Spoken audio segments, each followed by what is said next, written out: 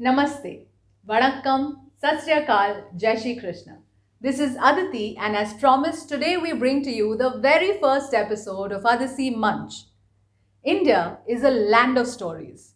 Stories that enchant us, that teach us, that make us wiser, and most importantly, guide us. At ADISI, we're eternally indebted to God. Why, you ask?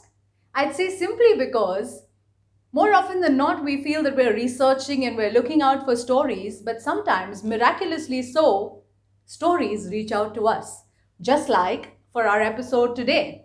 We asked for entries from all our participants, and today we're going to bring to you two jodis, two duos, one of two beautiful sisters, and one a mother daughter duo. Now, both of them have sang melodiously, but what they sang got us to research a little. And voila! The research brought to us a beautiful story. So before we listen to their melodious voices, let me bring the story to you. A DC where stories begin.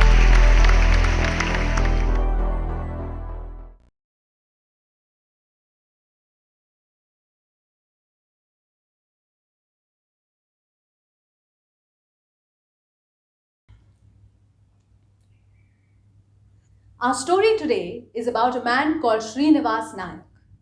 Now, Srinivas Nayak lived in the 15th century in a place we know today as Karnataka.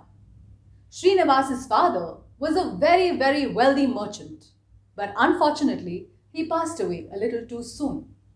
At a mere age of 20, Srinivas inherited tons of money, a lot of wealth from his father.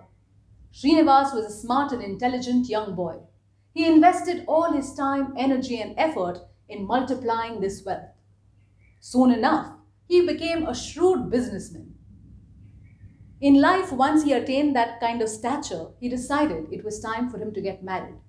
Soon, he found himself a lovely bride. Now, the lady he married was extremely, extremely pious. It so happened that on one day, an old man approached Srinivas. He approached him and asked him to lend him some money.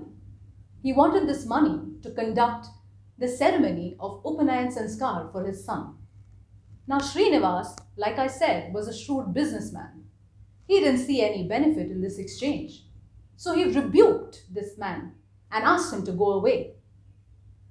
The next thing that happened was the same old man walked up to Srinivas's wife.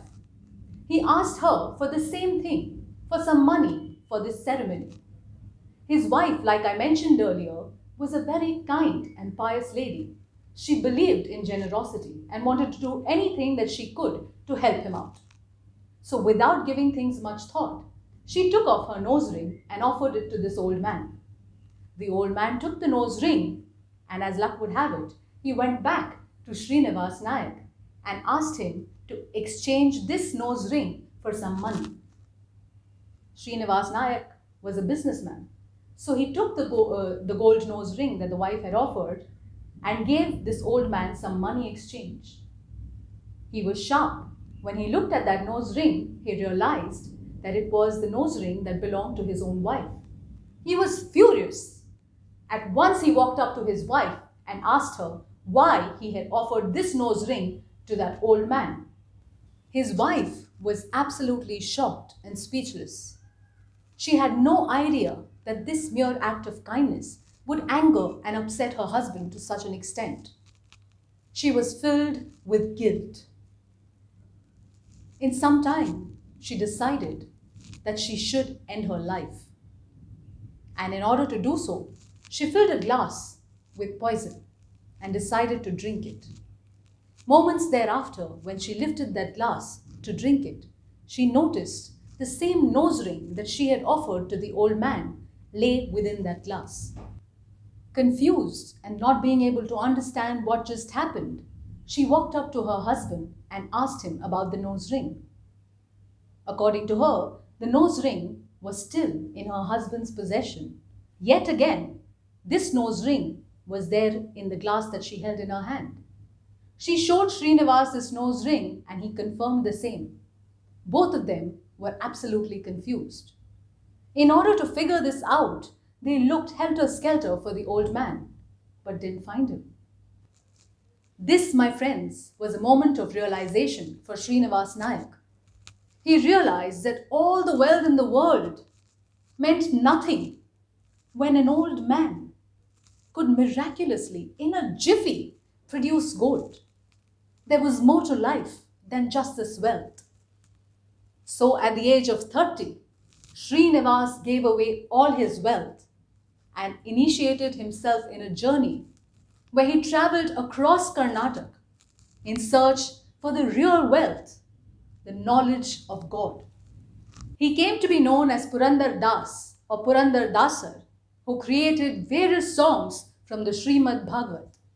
These songs later became the first form of the very famous, the world famous Carnatic music.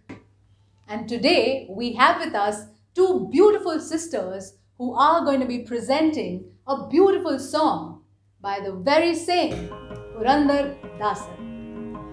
Devaki Nandana Hari Vasudeva Devaki Nandana Hari Vasudeva Kamsamardhana Hari Kaustubha Bharana Kamsamardhana Hari Kaustubha Bharana Hamsavahana Mukha Vandita Charana Hamsavahana Mukha Vandita Charana Devaki Nandana Hari Vasudeva Shankha Chakradhara Shri Govinda Shankha Chakradhara Shri Govinda Pankajalochana Purnananda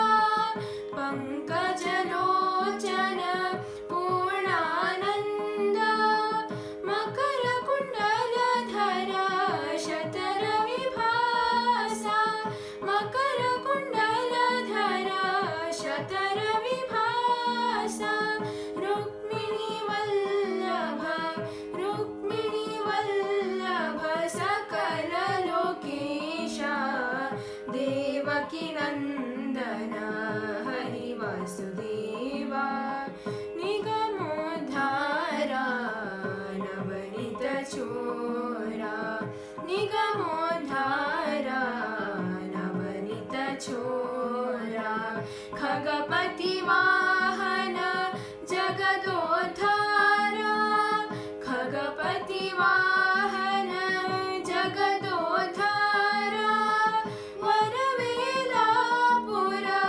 Channa Prasanna Varavela Pura Channa Prasanna Purandara Vithalane Purandara Vithalane Sadguna Purna Devaki Nandana Hari Vasudeva Devaki Nandana Devaki Nandana Devaki Nandana Hari Vasudeva.